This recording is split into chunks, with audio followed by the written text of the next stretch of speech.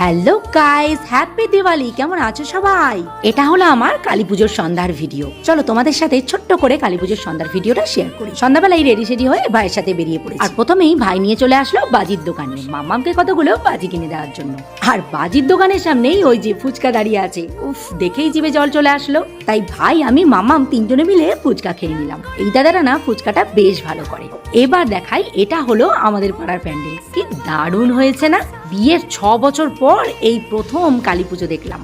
তো আমরা যখন প্যান্ডেল থেকে বেরোচ্ছি, মা তখন প্যান্ডেলে ঢুকছেন।